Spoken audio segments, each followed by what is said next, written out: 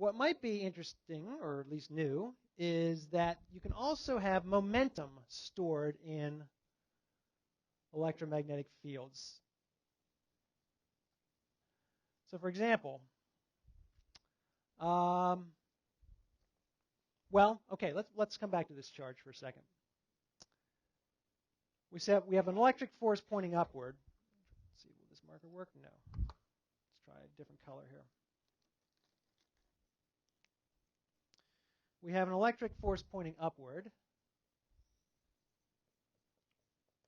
which means if this charge starts from rest, we wait a short amount of time, delta t, and it starts to move upward. So there's a velocity, at least initially, upward after a split second, a brief instant in time. Well, if we have a pulse of electromagnetic radiation, we have E rad, and we also have B rad, right? And the magnetic field is pointing in what direction? It's out, right? Because it's propagating to the right, E is up, and this cross product rule tells us E cross B points out. So here's B.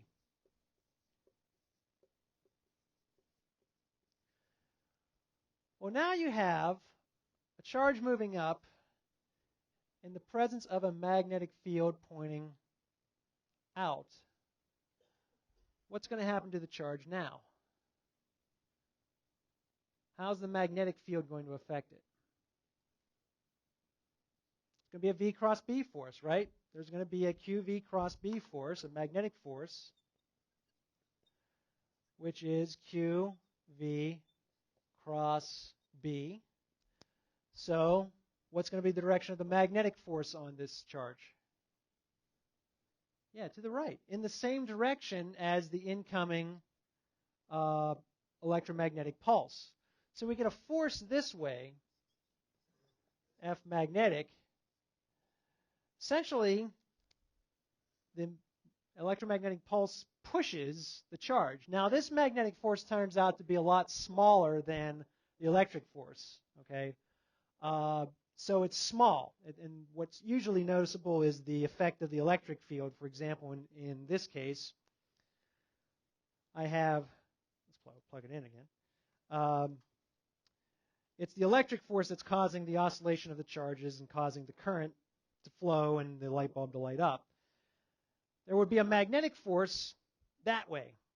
Now, if I let this go, I'm not going to see, even if I shine it really close, I'm not going to see this thing get pushed along by a radio wave because the magnetic force is really, really tiny.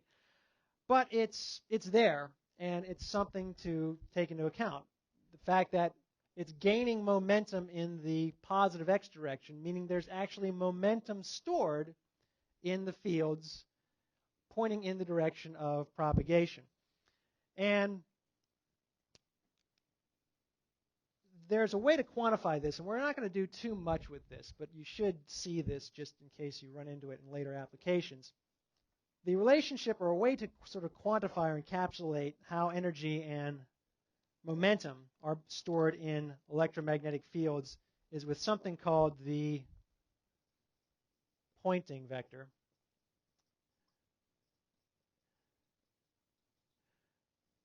Which is a great name because vectors point, of course, but it's actually someone named Poynting actually came up with this thing. So I thought that was just fantastic here.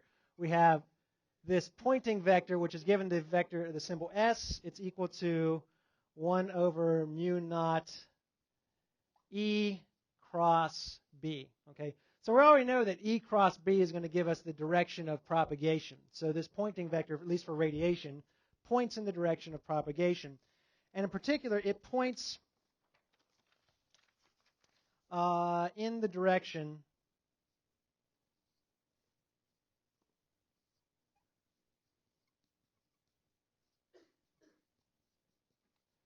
of the electromagnetic momentum. Okay, so the direction of the momentum is given by E cross B. It also points in the direction of energy flow.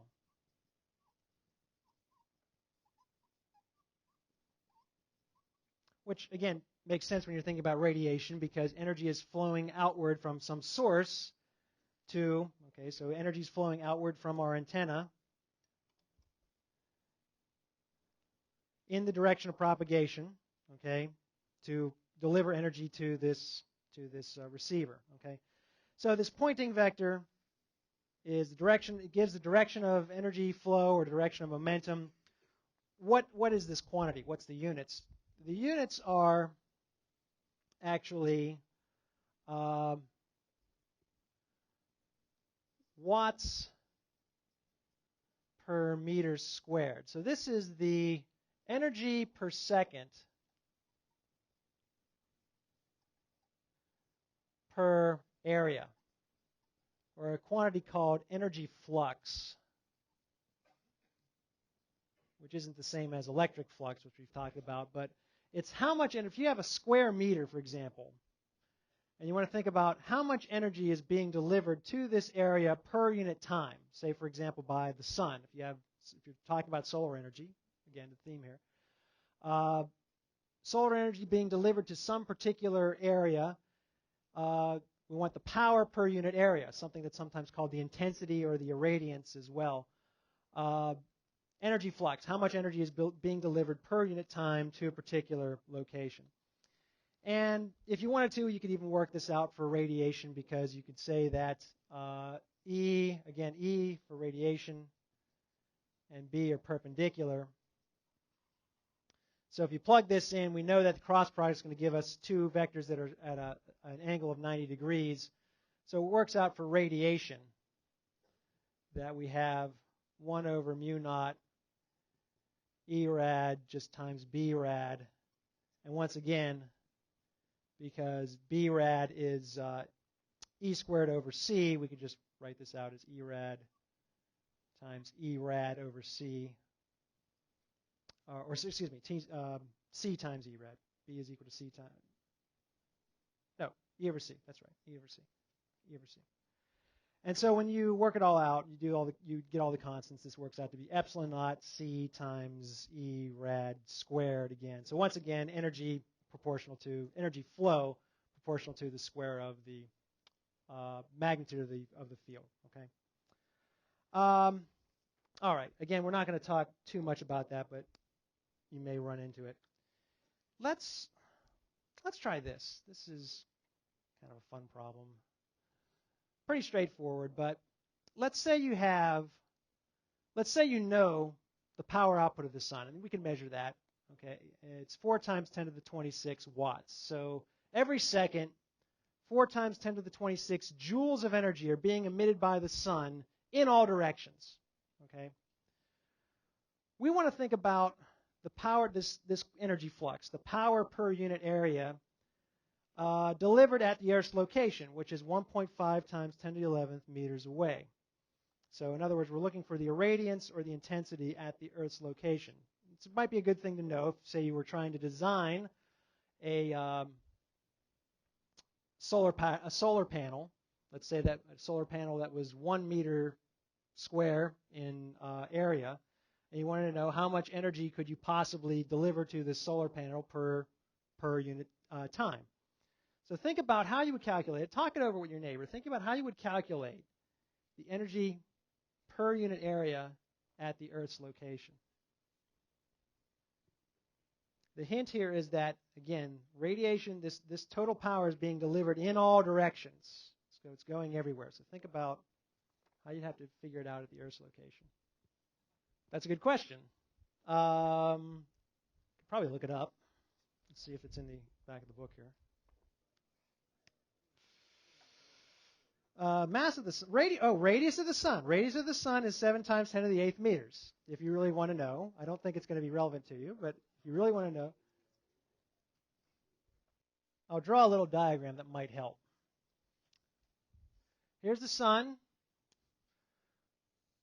1.5 times 10 to the 11th meters away is the Earth, which is where we're interested in. And the sun's energy is being delivered in all directions. So if you wait a certain amount of time, a pulse of energy from the sun will be spread out over, think about it. Yeah, so now we're not dealing with energy density, energy per unit volume. We're dealing with, again, energy flux, energy flowing through an area. So think about what area you would need. Okay, so 1,400 watts per square meter.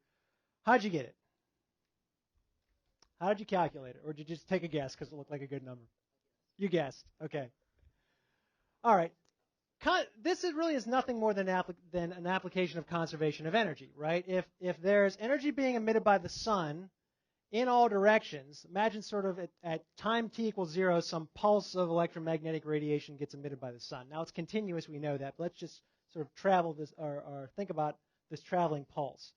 And it starts at the sun and it goes outward, and a little time later it's farther outward, and a little time later it's farther outward, until it reaches the radius corresponding to the location of the Earth, right?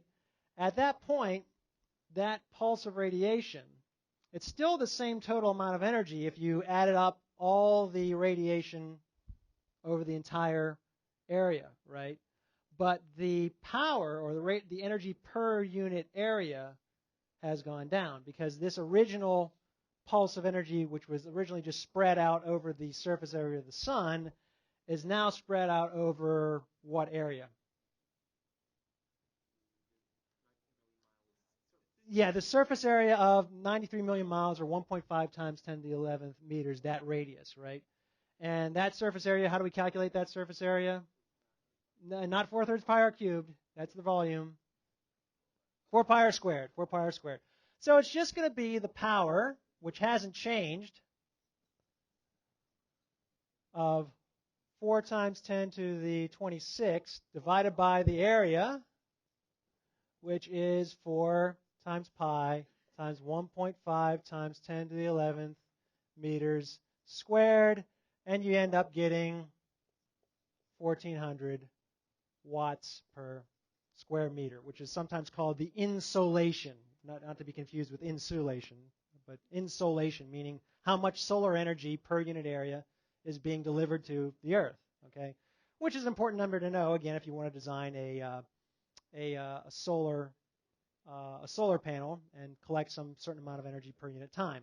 Okay, you'd be able at maximum be able to collect 1,400 watts per meter squared. Okay, it would depend on whether it was a sunny day and how efficient your solar panel would be. Yes, question. It's just the surface. It's the surface area of this sphere where the Earth is that far away, right? And so you're not looking at just this area because that original power, 4 times 10 to the 26 watts, joules per second. So the amount of energy in 1 second would be 4 times 10 to the 26 joules, for example, right? That 4 times 10 to the 26 joules is spread over the entire surface of the sun when it's released. And as it spreads out at the speed of light, it's now spread over the entire area of a sphere corresponding to a radius around the sun being equal to the radius that the Earth is that far away. Does that make sense? Okay. So there's not much to it. It's just thinking about conservation of the energy being spread over a surface area.